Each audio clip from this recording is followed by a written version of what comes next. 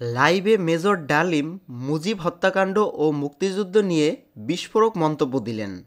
লাইভে মেজর ডালিম মুজিব হত্যাকাণ্ড ও মুক্তিযুদ্ধ নিয়ে যা বললেন।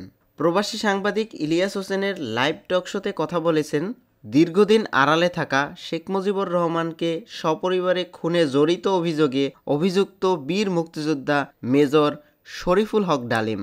রোববার রাত ৯টার দিকে ইলিয়াসের নিজ ইউটিউব চ্যানেলে প্রচারিত টকশোটি মুহূর্তেই ভাইরাল হয়।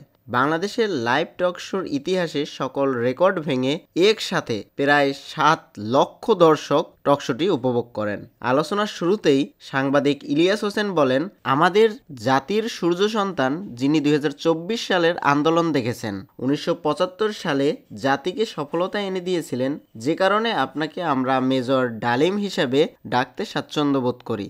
আপনি জাতিকে অ্যাড্রেস করতে পারেন। টকশোতে বাংলাদেশের মহান মুক্তিযুদ্ধের ইতিহাস ও ৭৫-এর ১৫ই আগস্টের নেপথ্যে ইতিহাস তুলে ধরেন বিদেশে নির্বাসিত আলোচিত এই সাবেক সামরিক কর্মকর্তা, যেখানে তিনি তার জীবন ও সম্প্রতি সময়ে ঘটে যাওয়া নানান ইস্যু নিয়ে কথা বলেছেন। টকশোর শুরুতে মেজর ডালিম বলেন, দেশবাসীকে, বিশেষ করে নতুন প্রজন্মের ছাত্র জনতাকে যারা আংশিক বিজয় অর্জন করেছেন তাদের লাল শুভেচ্ছা জানাই।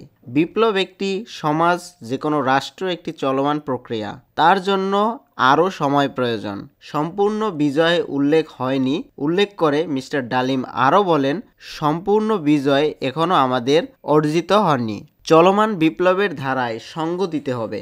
নতুন রিপাবলিক মানে নতুন বিপ্লবের কথা উল্লেখ করেছি। তিনি আরও বলেন, আমি এবং আমার সাথী ভাইদের সাথে যারা এখনও বেঁচে আছি, যদি আমাদের বর্তমান প্রজন্মের বিপ্লবী ছাত্র জনতাদের বিপ্লবী কর্মকাণ্ডের কোনো রকম অবদান রাখতে পারি আমাদের নিজস্ব অভিজ্ঞতা যোগাযোগ থেকে, তাহলে আমরা সেটা করতে প্রস্তুত। মেজর ডালিম আরও বলেন, তথাকথিত নেতারা যখন ভারত পালিয়ে গেল, ছিল না যখন কেউ নেতৃত্ব দেওয়ার, সমঝোতা নিয়ে সবাই ব্যস্ত, পাকিস্তান বাহিনী তখন বাঙালির উপরে হামলে পড়েছিল, তখন মেজর জিয়ার স্বাধীনতা ঘোষণা আসে।